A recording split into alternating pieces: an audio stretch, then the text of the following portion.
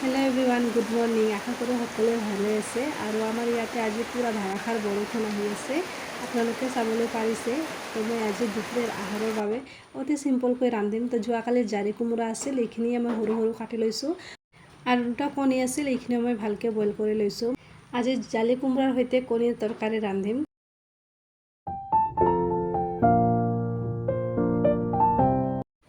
কেৰাহীখন গৰম হ'বলৈ দিছোঁ আৰু ইয়াতে মই অকণমান মিঠাতেল ঢালি দিছোঁ আৰু ইয়াতে অলপমান হালধি নিমখ দি কেনে কণীকেইখন ভালকৈ ভাজি লৈছোঁ।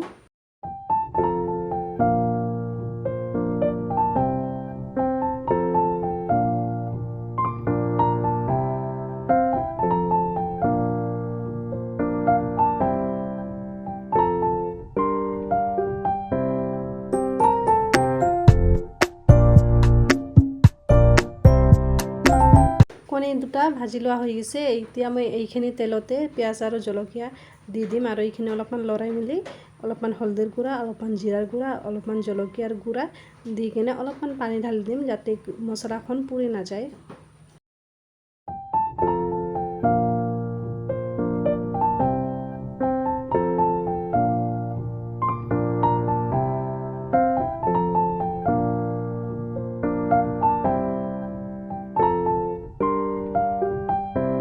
মছলা ভাজা হৈ গৈছে। এইখিনিতে মই এতিয়া কাটি থোৱা জালি কোমোৰাখিনি দি দিম আৰু অলপমান ভালকৈ লৰাই মেলি অলপ সময়ৰ কাৰণে ঢাকনি লগাই থৈ দিম।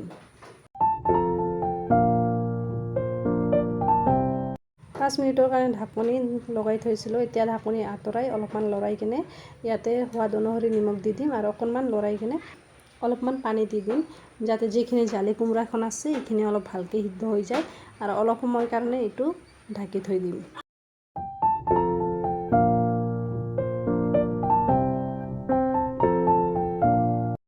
পাঁচ মিনিট ঢাকি থোৱাৰ পিছত উতল আহি গৈছে। এতিয়া মই ইয়াতে অকণমান ঘুটনি মাৰি দিম যাতে জালি কোমোৰাখিনি গলি যায়।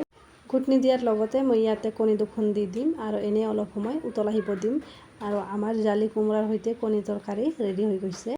আশা কৰোঁ আজিৰ ৰেচিপি ভিডিঅ' চাই আপোনালোকে ভাল পালে। যদি ভাল পালে তেনেহ'লে প্লিজ মোৰ চেনেলটো লাইক, শ্বেয়াৰ আৰু ছাবস্ক্ৰাইব কৰি দিব।